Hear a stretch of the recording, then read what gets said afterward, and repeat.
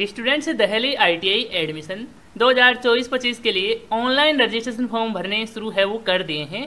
तो स्टूडेंट्स यदि आप दिल्ली से हैं और अब की बार आईटीआई में एडमिशन है वो लेना चाहते हैं तो आप अपना एडमिशन के लिए ऑनलाइन फॉर्म भर सकते हैं।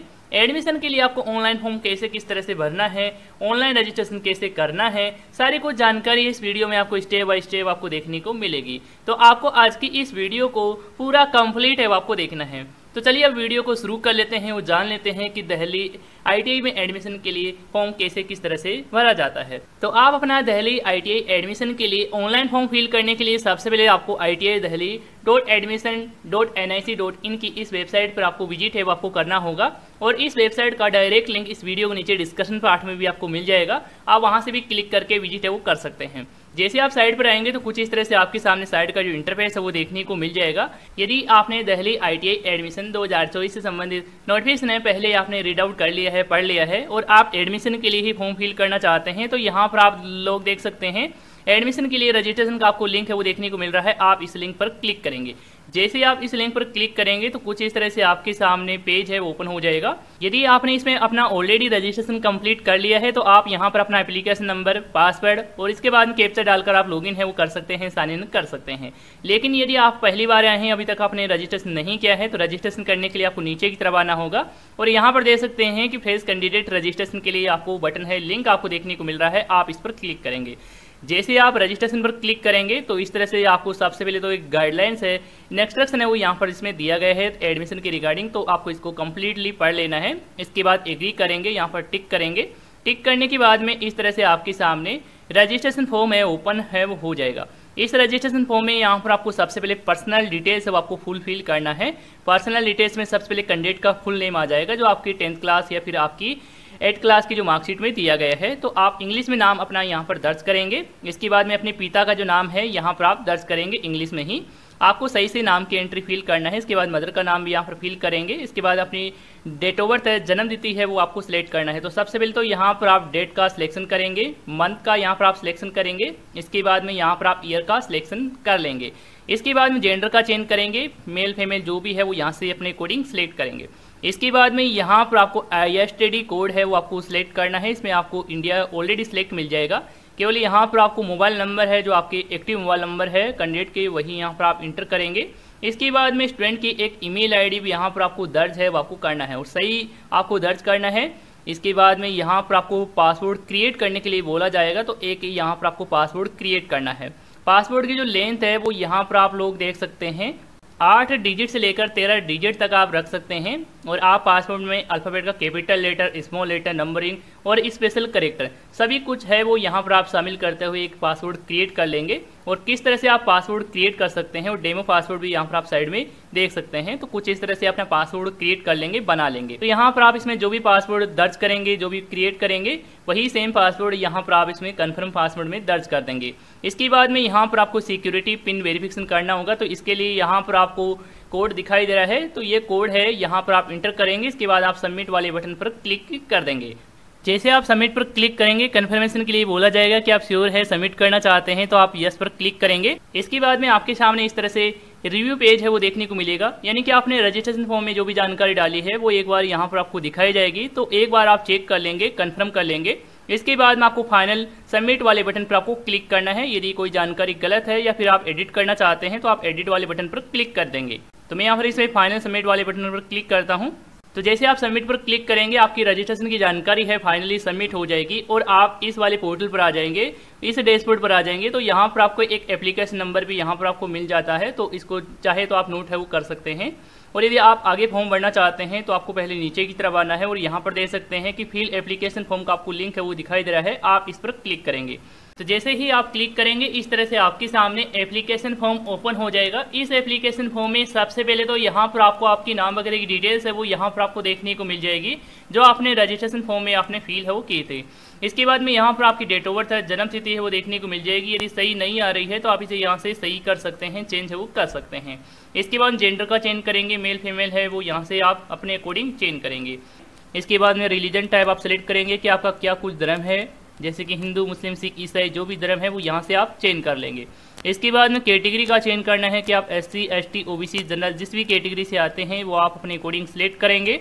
इसके बाद में आपको सब कैटेगरी से रिलेटेड यहाँ पर आपको जानकारी है वो आपको फुलफिल करना है। जैसे कि सबसे पहले इसमें पूछा जा रहा है कि आप डिफेंस पर्सनल हैं, तो आप इसमें यस या नो का चयन है वो कर सकते हैं। मैं इसमें यहाँ पर नो का ही चयन वो रखता हूँ।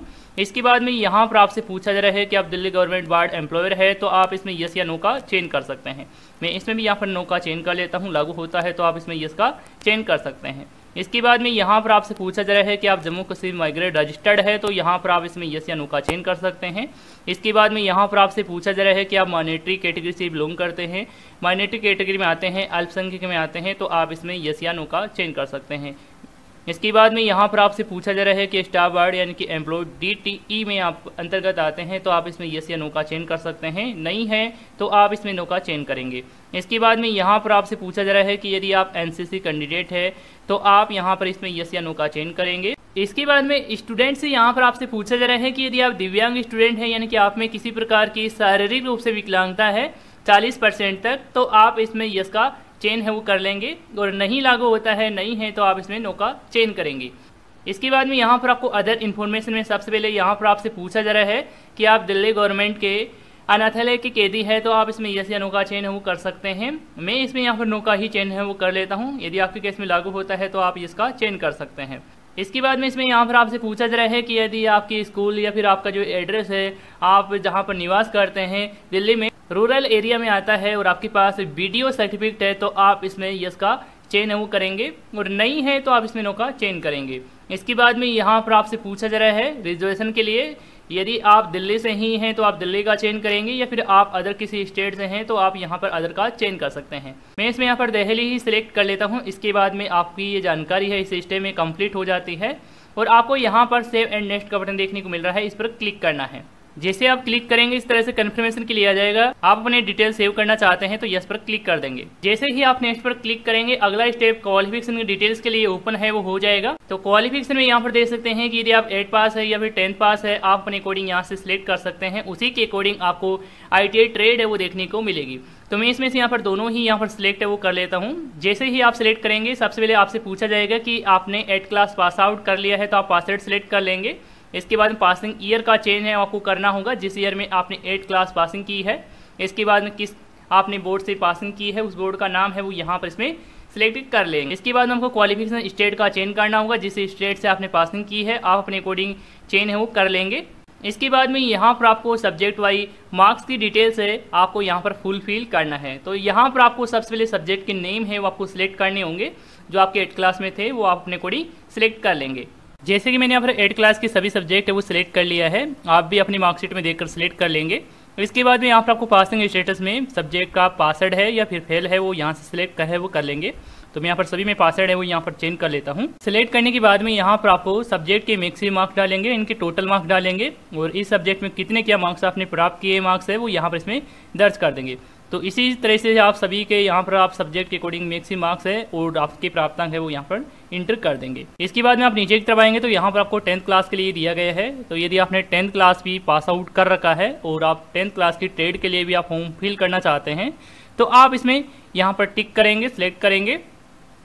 इसके बाद फिर से यहाँ पर आप एग्जाम स्टेटस में पासवर्ड सिलेक्ट कर लेंगे और यहाँ पर आप पासिंग ईयर का चेंज है वो कर लेंगे।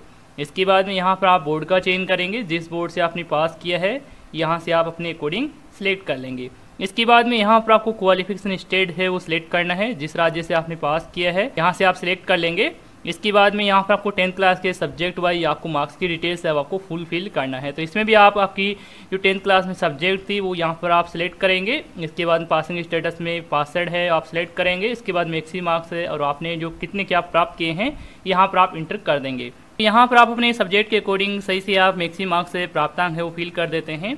और यहाँ पर आपको 5 कॉलम ही देखने को मिलते हैं और आपके 6 सब्जेक्ट है। तो आप ऐड सब्जेक्ट पर क्लिक करके एक नई रो है वो यहाँ पर आप ऐड करके यहाँ पर अपनी सब्जेक्ट की जानकारी है यहाँ पर आप फिल कर सकते हैं। कंप्लीट डिटेल्स फिल करने के बाद आप सेव एंड नेक्स्ट वाले बटन पर क्लिक करेंगे। उसके बाद में यदि आप श्योर है तो आप इस पर क्लिक करेंगे। इसके बाद में अगला स्टेप है वो देखने को मिलता है कॉन्टैक्ट डिटेल्स का। इसमें आपको अपने एड्रेस से संबंधित जानकारी है, डिटेल्स है वो आपको दर्ज है वो आपको करनी होगी।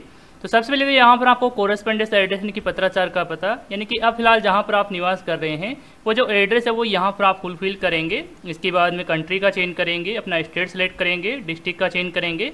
और अपने एरिया के अकॉर्डिंग 6 डिजिट का जो पिन कोड है वो यहाँ पर आप इंटर कर देंगे। इसके बाद में आप नीचे की तरफ आएंगे और यहाँ पर आपको परमानेंट एड्रेस के लिए पूछा जाएगा, तो यहाँ पर अपना एड्रेस है वो दर्ज करेंगे। यदि आपका प्रेजेंट एड्रेस परमानेंट एड्रेस दोनों सेम है तो इसके लिए यहाँ पर आपको सेम का एक चेकबॉक्स दिखाई दे रहा है, इस पर टिक करेंगे तो यहाँ पर आप जो भी एड्रेस की डिटेल है वो डालेंगे वो यहाँ पर ऑटोमेटिकली फिल है वो हो जाएगी। एड्रेस की कंप्लीट डिटेल्स है वो यहाँ पर आप दर्ज कर देते हैं। इसके बाद में आपको सेव एंड नेक्स्ट वाले बटन पर क्लिक करना है। इसके बाद में स्टूडेंट से अगला स्टेप ओपन हो जाएगा। इसी स्टेप में यहाँ पर आपको अपने डॉक्यूमेंट वगैरह है वो आपको अपलोड करने हैं। तो डॉक्यूमेंट में सबसे पहले तो आपकी अपनी पासपोर्ट साइज में फ़ोटो है यहाँ पर आप अपलोड करेंगे। फोटो की साइज आप 20 से 100 KB के बीच में आप रख सकते हैं और फॉर्मेट आपको JPG ही रखना है। तो यहाँ पर आप चूज फाइल पर क्लिक करेंगे और अपनी फ़ोटो सेलेक्ट कर लेंगे जहाँ पर भी आपकी फ़ोटो है। इसके बाद प्रीव्यू एंड अपलोड पर क्लिक कर देंगे तो यहाँ पर आपकी अपनी फ़ोटो का प्रीव्यू देखने को मिल जाएगा। एक बार चेक कर लेंगे सही से फ़ोटो दिख रही है। इसके बाद में अगला डॉक्यूमेंट है वो आपको अपलोड करना है। अगला डॉक्यूमेंट है आपकी 8th क्लास की मार्कशीट। तो आप अपनी 8वीं की मार्कशीट है वो यहाँ पर अपलोड करेंगे। फाइल की साइज आप 50 से 200 KB के अराउंड रख सकते हैं और PDF फाइल में ही आपको अपलोड करना है। तो आप यहाँ पर अपनी 8th क्लास की मार्कशीट अपलोड करेंगे। इसके बाद में आपको अपनी 10th क्लास की मार्कशीट अपलोड करना है। इसके बाद 8th क्लास का आपका सर्टिफिकेट है तो यहाँ पर आप अपलोड करेंगे। 10th क्लास का सर्टिफिकेट अपलोड करेंगे और इसमें यहाँ पर आपको अपना जाति प्रमाण पत्र है, कास्ट सर्टिफिकेट अपने कैटेगरी के अकॉर्डिंग यहाँ पर आपको इसमें अपलोड है वो आपको करना होगा। इसके बाद में यहाँ पर आपसे हैंड राइटिंग अंडरटेकिंग फॉर्म है वो मांगा जा रहा है। तो आप गूगल में सर्च करेंगे दिल्ली ITI NXR 15 लिखकर आप सर्च करेंगे तो वहाँ पर आपको एक फॉर्म मिल जाएगा। उस फॉर्म का प्रिंट आउट निकला लेना है। इसके बाद में उस फॉर्म को भरकर आपका उसको स्कैन करके यहाँ पर आप इसमें अपलोड है वो आपको करना है। तो आप यहाँ पर हैंड राइटिंग अंडरटेकिंग का फॉर्म यहाँ फिर इसमें अपलोड कर देंगे। इसके बाद में यहाँ पर देख सकते हैं कि सर्टिफिकेट वेरिफिकेशन के लिए आप जहाँ से 8th क्लास पासिंग की है उस स्कूल में जाकर आपको NXR 8 को भी यहाँ पर कंप्लीट आपको कराना होगा। तो वहाँ से आप कंप्लीट करा लेते हैं NXR 8 को। उस फॉर्म को यहाँ पर आप इसमें अपलोड है वो कर देंगे। अपलोड कर देते हैं सभी को जो डॉक्यूमेंट, तो यहाँ पर आपको प्रीव्यू भी देखने को मिल जाएगा।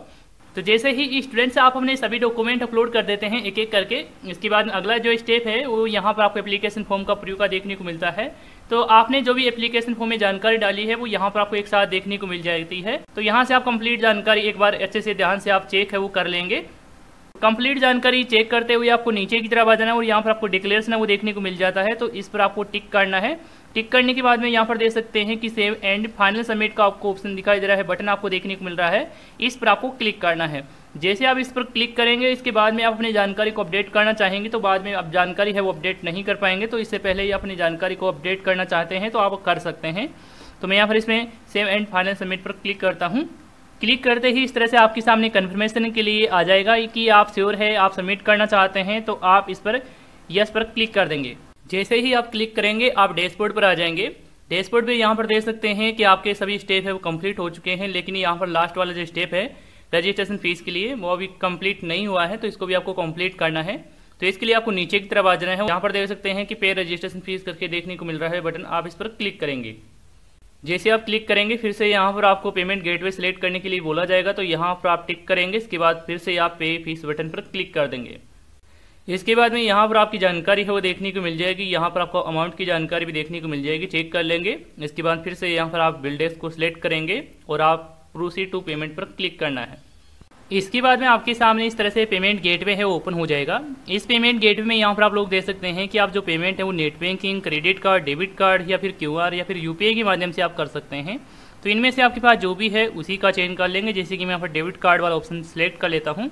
इसके बाद आपके डेबिट कार्ड के नंबर आ जाएंगे, एक्सपायर डेट है, मंथ है। इसके बाद कार्ड होल्डर का नाम यहाँ पर फिल करेंगे। इसके बाद आपको मेक पेमेंट पर क्लिक करना है। आपके डेबिट कार्ड से कनेक्टेड बैंक से मोबाइल पर एक OTP आएगा, OTP डाल देंगे। इसके बाद में आपका पेमेंट वो सक्सेसफुली हो जाएगा। जैसे आपका पेमेंट वो सक्सेसफुली हो जाता है इसके बाद में आपका जो ITI का ये एप्लीकेशन फॉर्म है फाइनली सबमिट हो जाएगा और आपके सामने फाइनल जो प्रिंट आउट है एप्लीकेशन फॉर्म का देखने को मिल जाएगा। तो उसका आपको प्रिंट आउट है वो निकला लेना है या फिर आप अपने मोबाइल फ़ोन में या फिर आप अपने PC या डिवाइस में सेव कर सकते हैं। तो कुछ इस तरह से स्टूडेंट्स आप ITI एडमिशन के लिए दिल्ली में आप अपना एडमिशन लेना चाहते हैं तो आप इस तरह से फॉर्म अप्लाई कर सकते हैं। फॉर्म अप्लाई करने में और भी किसी प्रकार की आपको समस्या देखने को मिलती है, किसी प्रकार का एरर देखने को मिलता है तो आप हमें कमेंट करके बता सकते हैं। तो इस वीडियो में अभी के लिए इतना ही और यदि आपको इसी से रिलेटेड कोई सवाल है, सुझाव है तो आप हमें कमेंट में बता सकते हैं। धन्यवाद दोस्तों।